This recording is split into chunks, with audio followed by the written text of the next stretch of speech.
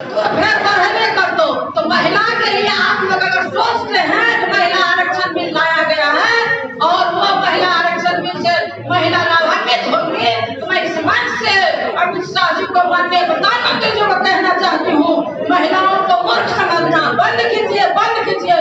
महिला को इतने ऊंचाई पर नीतीश बाबू पहुँचा दिए हैं कि महिला आपके जुमले में नहीं आने वाली है।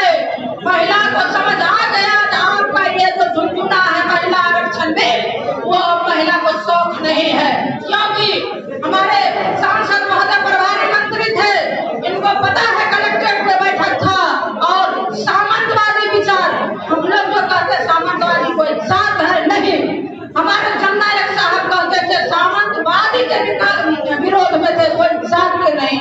आज हमारे कोई भी जात हो उसके भी सामंत आता है, सामंतवाद आता है, उसका विरोध करते थे। माननीय प्रभारी मंत्री के रूप में थे, माननीय प्रभारी मंत्री हमको पूछे थे आप प्रमुख है, मैं अकेली लड़ाई लड़ी थी कहीं पर एक डेट में पीएससी एडिशनल पीएससी दे रहे, इनका याद है लेकिन नहीं थे 2007 के बाद से, और अकेला गुड्डी देवी लड़ाई लड़के ये देन किसका है, ये शक्ति दिया हुआ किसका है, ये हिम्मत दिया हुआ शक्ति देन से। सांसद महोदय मैं यहाँ के कह रहा हूँ नीतीश बाबू के शक्ति देन से क्या है, घरेलू हिंसा साथियों जो घटा है उसका देन उन्हीं का है। घरेलू हिंसा इसलिए होता था साथियों, जो कि अगर महिला जरूर मेहरा दे रहे जाने साड़ी ले, कपड़ा ले, मेरा संदेश बढ़िया ले झगड़ा है, चूड़ी पहने ले झगड़ा है, ज्योति बढ़िया है भले कम्बल छती लेकिन पहने है रहे हमरो है रहे, अब कहिए तब न नहीं देवे। वो चीज नीतीश बाबू हटा दिए हैं। क्यों? आज कुछ नहीं करती है महिला, जरूर जीविका समूह से जुटी हुई है, वो जरूर मिनिमम 30,000 रुपया लोन लेती है और चौका बर्तन करके भी मैं माननीय नेता से कहना चाहूंगी, चौका बर्तन करके भी वो 3,000 4,000 रुपया किस्ती चुकाने का काम करती है। ये देन हमारे नीतीश बाबू का है। ये सौभाग्य नहीं था लड़की के पिता को, लड़के वाले ऑफर करे हम अपना बच्चा की शादी हमारा बेटा से करवाए, ये सौभाग्य कभी नहीं था। हम लोगों का भी 50 और 60 के बीच में उम्र है, कभी नहीं देखे थे, लेकिन आज ये ऑफर नीतीश बाबू का देन है। और साथियों जो गरीब हुए थे उनके बगल में कुर्सी पर बैठे थे, उन्होंने आवाज, और जब मुख्यमंत्री पद का चुनाव हो रहा था, इसीलिए मैं इस कार्यक्रम को शुरुआत करते हुए मैं श्री अमरेंद्र कुमार चंद्रन जी जिसे निवेदन करता हूँ वो आवे। श्री ये हमारा समाजवाद को जिंदा रखेगा और इंडिया गठबंधन के उम्मीदवार को जगह जगह पर के वो आज वोट दे करके उसकी हिम्मत को बनाकर आप लोग प्रधानमंत्री आगे नीतीश कुमार के रूप में देखेंगे। जय हिंद, जय भारत, जय समाजवाद। मैं बताता हूँ कि दलितों के लिए, महादलितों के लिए उन्होंने महादलित आयोग का गठन करके जिस जाति का नाम आज तक किसी ने नहीं लिया, आजादी के बाद उस व्यक्ति का नाम था राजेंद्र नट। वो नट जाति के लोग थे और वैसे लोगों को महादलित आयोग का सदस्य बनाया आदरणीय नीतीश कुमार ने। मैं कहना चाहूंगा कि आदरणीय नीतीश कुमार ने दलित साथियों, महादलित साथियों, अल्पसंख्यक साथियों, आज हमारे संविधान पर जो खतरा है उसे हम किसी भी दम पर निकाले नहीं देंगे। हम इस मंच से कहना चाहते हैं, हमारे समाज में सभी वर्ग के लोग, सभी धर्म के लोग इस देश में रहते हैं, हम सारे भाई भाई हैं। वो जाति धर्म के नाम पर, मंदिर मस्जिद के नाम पर हमारे देश में हमें बिगाड़ना चाहते हैं, हमें लगाना चाहते हैं।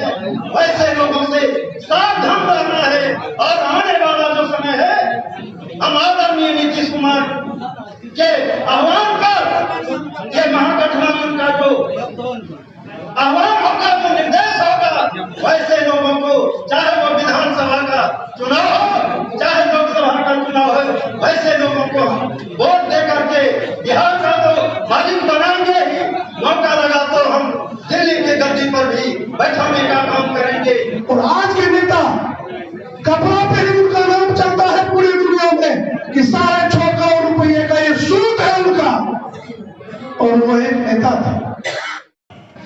कर्पूरी जी को चाहने वाले, उसके विचार को आगे बढ़ाने वाले और नीतीश के कार्यक्रम को गांव-गांव, जन-जन, मोहल्ले-मोहल्ले पहुंचाने वाले जो लोग हमारे साथी जिनका यहाँ पदार्पण हुआ है, मैं उन्हें सत-सत नमन करता हूँ। ठाकुर का खून हो, जिसके हृदय में कर्पूरी ठाकुर बसे हो, जिसके हृदय में कर्पूरी ठाकुर हो, तमाम मधेपुरा जिला से और आलमनगर विधानसभा से आए हुए तमाम सम्मानित नेताओं का, पदाधिकारियों का, सम्मानित कार्यकर्ताओं का नया टोला की पवित्र धरती से श्री सदैव कर्पूरी ठाकुर के इस परिचर्चा में आप लोगों का क्रांतिकारी और इस ऐतिहासिक धरती पे हार्दिक अभिनंदन करते हैं, स्वागत करते हैं। वंचितों के अधिकार आज खतरे में है। केंद्र में जो बैठी हुई मनवादी सरकार है वो एक एक करके आपके अधिकारों को खत्म कर रहा है। निजीकरण के बहाने हमारा आरक्षण समाप्त हो रहा है। बंधुओं, रोहिणी आयोग का गठन किया गया था, लेकिन रोहिणी आयोग के रिपोर्ट को दर्जन से ज्यादा बार उसकी कार्यावधि रोहिणी आयोग का बढ़ाया गया। उसका रिपोर्ट फिर केंद्र सरकार को कुछ दिन पूर्व, महीनों पूर्व मिला है। जब समाज के निचले पैदान से ऐसे लोग जब सत्ता तक गए, जननायक के गए, तो उन्होंने समाज के लिए सोचा। 8वीं तक निःशुल्क शिक्षा कर दी, इंग्लिश की जो इंग्लिश की एसेंशियलिटी थी कि आप इंग्लिश के बिना मैट्रिक पास नहीं कर सकते, इंग्लिश को हटा दिया। तो ये सब छोटी चीजें थी कि कैसे समाज को बदला जाए। बिहार के लोकप्रिय मुख्यमंत्री ने देखा कि लोग गांधी जी को भूल रहे हैं, कर्पूरी ठाकुर जी को भूल रहे हैं, डॉक्टर लोहिया जी को भूल रहे हैं, और इसीलिए आवश्यकता पड़ी कि आज जो हमारे युवा साथी है, जो जिनका उम्र 25-30 साल हो गया है, 40 साल के अंदर के भी युवा डॉक्टर लोहिया को भूल रहे हैं, गांधी जी को भूल रहे हैं, और हमारे जननायक कर्पूरी ठाकुर जी के कार्यक्रम को भूल रहे हैं।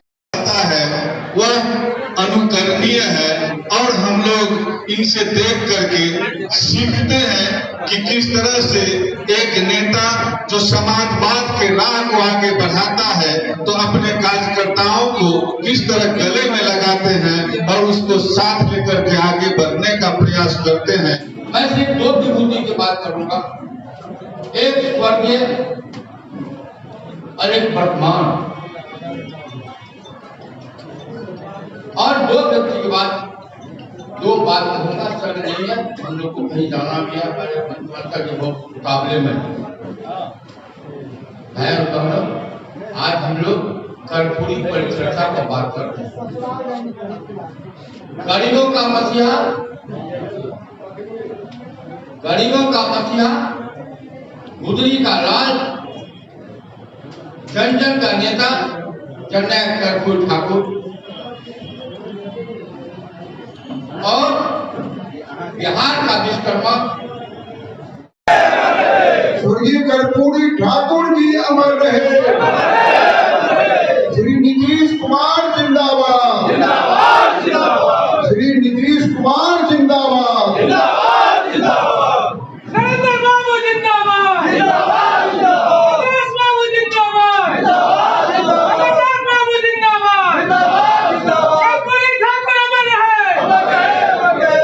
आदरणीय जहाँ समाजवादी नेता स्वर्गीय भूपेंद्र मंडल जी, स्वर्गीय बीपी मंडल जी, स्वर्गीय शरद यादव जी, स्वर्गीय विधायक वीरेंद्र बाबू, इस धरती को मैं प्रणाम करने आया और प्रणाम इसलिए भी करने आया हूँ कि इस क्षेत्र से जननायक कर्पूरी ठाकुर जी का बहुत लगाव था और यहाँ की लड़ाई बहुत लड़े।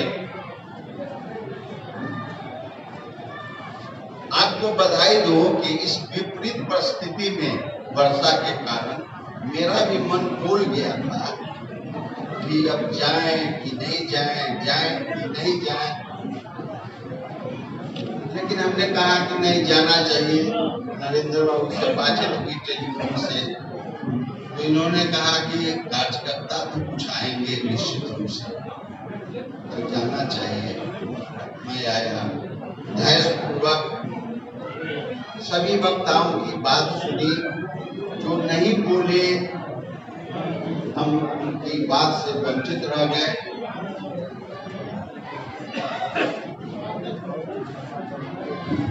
अब सोचता हूँ कि मैं कहाँ से शुरू